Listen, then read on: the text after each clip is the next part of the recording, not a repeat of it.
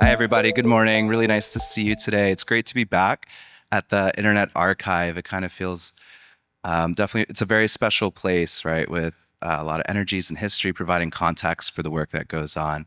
I'm one of the co-founders of Holonym Foundation, and today I want to talk a little bit about some of the work we've been putting in to create an open ecosystem for establishing a foundation for digital human rights. I believe a lot of us here today would agree that there seems to be a bit of discomfort with how quickly technology seems to be moving, and a sense of concern as well for the social frameworks that we'll either abandon or have to reconfigure to be able to adapt to a drastically new way of life. So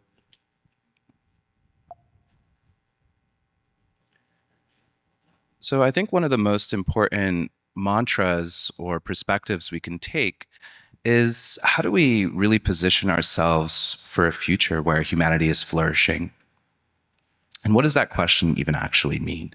Does that mean humanity at large? Does flourishing mean returning back to a more comfortable state or inventing new futures?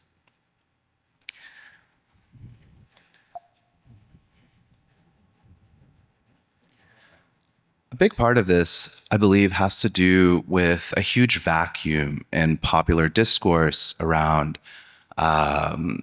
human rights and how they pertain to digital frameworks. So Madison was kind to mention that we just launched this new project called human.tech about a month ago. It's an open framework for providing this firm foundation for digital human rights to take place. And one of the areas we really see the most kind of impact that could be had immediately is through the introduction of cryptography into base operating protocols. So human.tech is this open framework, and as a company, Holonym, we've contributed some what we would call essential libraries and services that allow us to take things like self-custodial keys, wallets, and use those to create identity that could be portable, that's not dependent on a single institution to grant you, that allows us to redefine what personhood means in digital settings. So the way that we provide this foundation for digital human rights is, again, taking this perspective that cryptography is going to be one of the most important ways to push this forward. So this idea of, say, for example, taking natural rights that John Locke or Thomas Hobbes or some of the early thinkers that crafted much of the civic institutions or the thinking around them today. And hey, like, maybe these rights aren't just self-evident because we have the wherewithal or the ability to reason about them, but maybe these rights actually do depend on some form of enforcement. And there's no better system currently that we can think of enforcing commitments to, say, patterns, agreements, or services than cryptography. Cryptography really, I think, it's fascinating. It kind of takes this raw attribute of the universe, this kind of ability to generate randomness, and use that to obscure or kind of safeguard ways for us to prove authenticity or provenance, or to be able to authorize, say, other internet services to know that it was you, the one who, say, like, allowed somebody to use your data. And especially, I think it is interesting too, I think, especially considering much of the concern around how humanity kind of seems to be cheaper, right? We've seen this long battle between labor and capital, where labor seems to be becoming more and more discounted as we progress through the arc of civilization, as we continue to improve. And this idea then of, I think, really firmly placing the individual and using cryptography as a route for that orientation is really important. So let me talk a little bit about some more concrete ideas of how cryptography can help us really instantiate natural rights into something that's a little harder, something that's a little more enforceable. One of the most important things I would propose out for the community here today is you really can't take any benefit from, I think, like any like distributed digital system if you don't have access to the keys, like self-custodial access and ownership of the keys you use to sign your messages, to prove things about yourself, to send transactions with. So there's an organization called Foresight Institute, and they have this prize every year called the Norm Hardy Prize, which really calls attention to the requirement, or kind of like this big vacuum, for making cryptographic keys as easy to use as possible, so that it's really an afterthought, right? Where if you're going to say like claim some direct aid, or generate like a credential, that it's actually you in control of that, and you don't have to go jump through any hoops. And one of the major issues with cryptographic keys is once you create them, you are kind of, you have to keep some record of that randomness somewhere so that they're always recoverable, they're not difficult to lose. This is why we built an open source framework called the Human Network. The Human Network is, you could think of it as a persistent key availability protocol, right? So it's basically these like magical fairies up in the atmosphere, right, passing information back and forth, that at any point you can present yourself to that network and authenticate and prove that it was you who created a specific cryptographic key.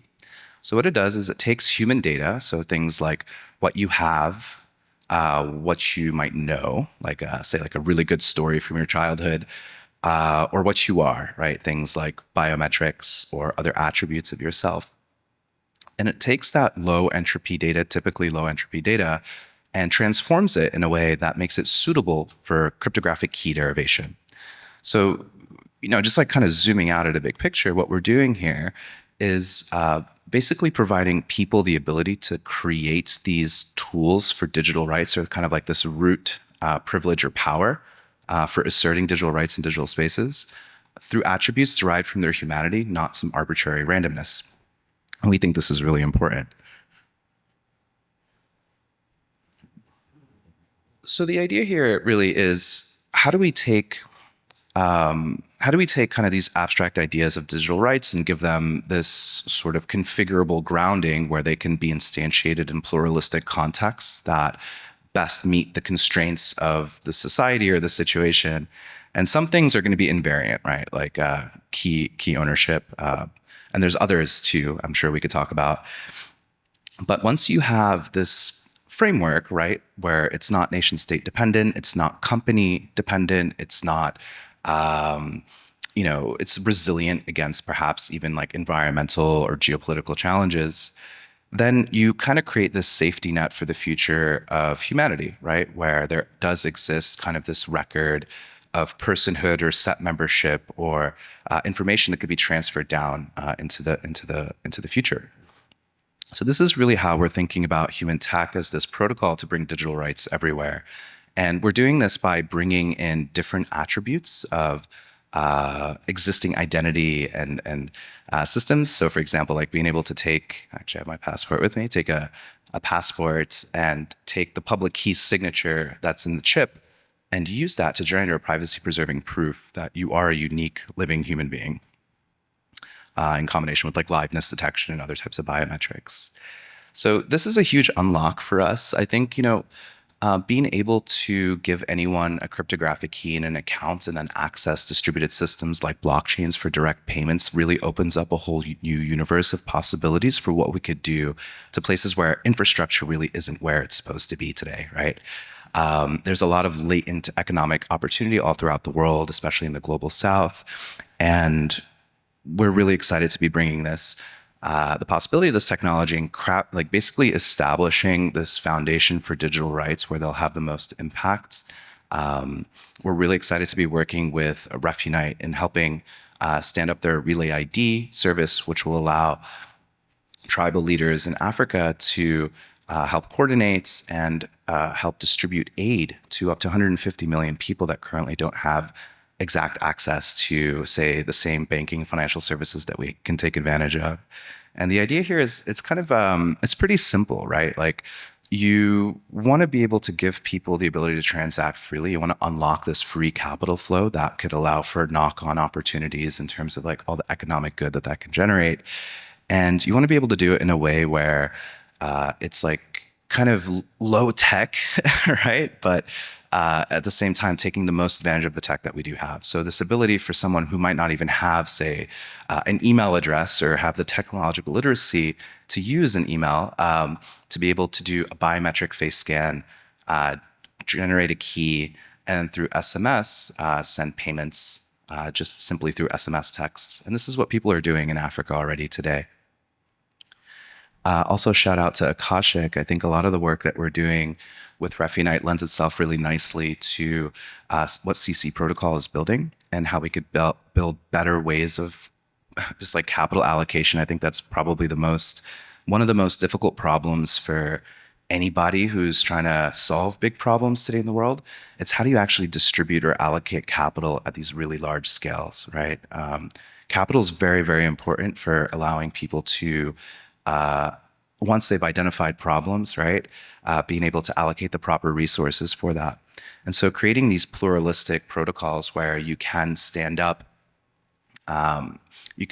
multiple efforts to, say, explore the wide search space, right, of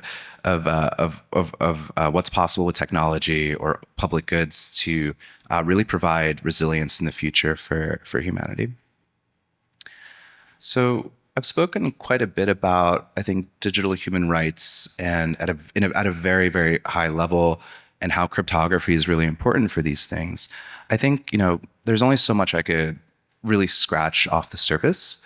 And absolutely, there's going to be a conversation that's required in what do digital rights in the modern world mean to societies and specifically different types of societies.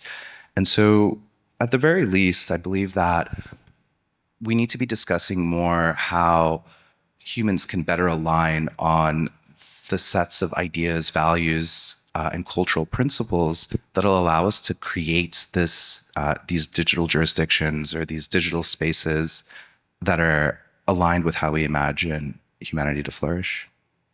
So I invite you guys to come down to the workshop downstairs where we'll talk a little bit about how we're crowdsourcing this living artifact for creating a covenant between humans to help align on how humanistic technology really will push forward into the future. We already have some ideas about this, starting with core cryptographic ideas or principles, and how these can be instantiated into larger public service protocols that accomplish maybe some of the most important ideas or attributes, right? So, like back in